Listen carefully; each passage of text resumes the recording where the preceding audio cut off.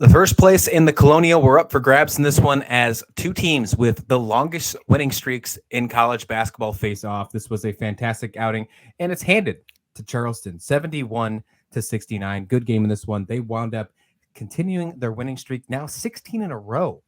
Very good here, only with that loss at the beginning of the season, if you remember, to North Carolina when they are still the number one team in the country. 71-69, Charleston. I mean, ever since we've seen this team in the Charleston Classic, we've had a lot of good things to say of this squad. They're looking real good, Steve. Obviously, the AP voters seem to think so as well. They finally got them ranked. As for UNC Wilmington, though, a lot of good things to say from them as well. But let's first start with Charleston. Your thoughts on this game and your thoughts on the College of Charleston. Well, College of Charleston is one of those teams that when you get your bracket, for the tournament, no matter where they're seated, you're going to be tempted to have them go at least a round in the tournament. I was really impressed with how they played in the Charleston Classic. Sometimes in those early season tournaments, the host team kind of gets some home cooking from the referees. I thought that they just flat out beat everybody that they played. I thought it set the tone for everything. And I think it's important for them.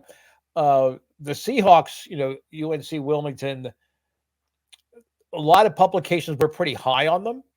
And when you look at the roster and you watch them play, I've only been able to watch glimpses. I haven't been able to watch an entire game. I didn't get to watch this entire game, unfortunately, because we were bouncing around so much watching other games, you and I. But the fact that a team that's that young and that aggressive, the College of Charleston kind of kept them just at arm's length, just enough to let them know, okay, we understand you're good, and we're going to have to work a little harder than maybe we thought when we were planning this early in the season, but you're not quite as good as we are. So I think it's great early season to have this matchup. Both two undefeated teams going in for the top of the Colonial. We've got a long way to go, but I would say that College of Charleston is writing its ticket certainly to a regular season conference championship and quite possibly an NCAA bid.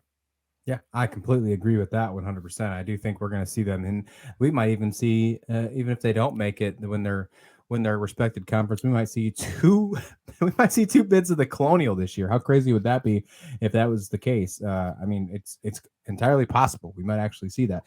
As for Charleston, what I really liked in this game is that even though first they shot fantastic for the most part from beyond the arc. They were 10 for 29, but if you notice that number on the right, 29 attempts from the 3-point line or beyond. That was just fantastic. I think they were not afraid to keep shooting. They got 10 of them knocked down, and they didn't really shoot that great from the entire field in itself, only 39% compared to UNCW's 45%. But those extra 3-point shots, those 4 extra made shots, was enough to get them over beyond the arc. They look good from the free throw line as well, only missing 2 of their shots out of 17. This team was very consistent in this one. I like seeing them keep shooting the 3-point, even though over half of their shots didn't go down. That's their mentality. That's their strategy. Put 30 up a game. And if you can get 10 of those 30, great. That's fantastic. Good for you. That's 30 points that you get from beyond the arc. That's your team. That's your strategy. And you should continue on. That's what got them this win in this one, Steve. Yeah, and I think that's important because those players know that the coach is not going to criticize them for taking those shots. That's how they scrimmage, and that's how they practice, and that's their bread and butter. They know that's what's going to set them apart from teams that might be, let's say, on paper, a little better than them, like when the pre-conference. I don't think there's anybody better in the conference, but I think for some of those big pre-conference wins, I think that kind of sets them apart. You've got to be honest with them, and you have to respect the perimeter shot, which means they can sometimes get points in the paint there. One thing that kind of stands out to me is that 2 of the best people for UNCW, Amari Kelly and Shaquem Phillips, were in foul trouble almost the entire game. I mean, Phillips only played 12 minutes total. Amari Kelly only played 19. I mean, he was 5 for 5 from the field, and he 3 from 3 from the line. So every shot he took basically went in.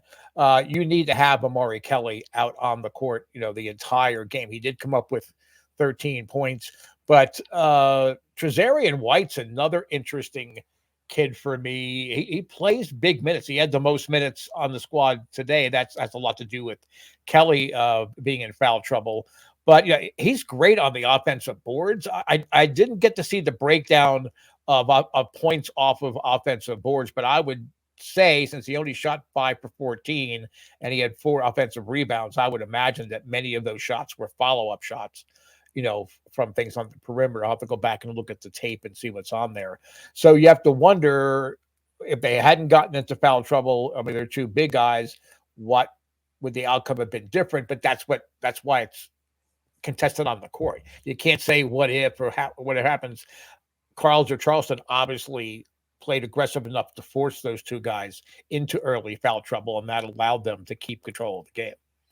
After this loss, they do move to second place, now tied for second place in the Colonial with Hofstra. They're now 1 game behind Charleston, who is still undefeated in the Colonial. UNCW will head home they'll stay home as they have 2 more games in this homestand. William & Mary, who's 7-10 on Saturday, 5 o'clock Eastern, CBS Sports Network for that one. That's pretty cool. And then they'll finish off that homestand Monday, 7 o'clock against Elon. Both these teams with losing records right now, both not doing well in the Colonial.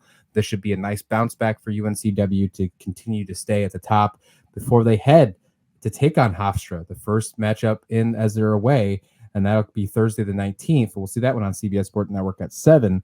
So some really good matchups coming up for UNCW as they get ready to keep themselves in contention in the Colonial and potentially get themselves into the tournament, Steve. Yeah, Hofstra is always an interesting team. And again, I know we were just laughing off air that we've had a couple of comments where people were calling me Gramps. I do go back a long way, okay, watching college basketball. And Hofstra, so going back to the Van Bredekops and all of those great players back then, but Hofstra is always very pesky. They're very aggressive. They will pressure you full court, half court. They have some interesting looks, with their zones that they put up defensively. So so I don't know that they're going to be able to run with UNC Wilmington, but again, if they can force them into turnovers or early fouls, potentially Hofstra could send them down to their second straight loss. But I think those are the 3 teams in the Colonial that we're going to be talking about all year long. I would imagine the matchup we saw tonight will probably be the matchup we see in the conference tournament. I just think, from just a sheer depth of roster standpoint, I think these were the elite teams in the Colonial. But Hofstra's, I mean, it's never boring. If you get a chance to watch Hofstra, even if it's only for a half, they're a fun team to watch, and then you'll find yourself getting drawn in. Don't tune in the second half of a Hofstra game. Tune into the first half, because odds are you're going to want to watch the entire game. Give yourself some time to get on CBS Sports Network and watch some of this basketball. You will not be disappointed, especially coming up soon with some of these games for UNCW. And of course, the great play that Charleston's being. There's a reason they're ranked, folks. Pay attention to them. Let us know your thoughts in the comment description below. Hit like and subscribe while you're there. And thanks for watching SlasherU.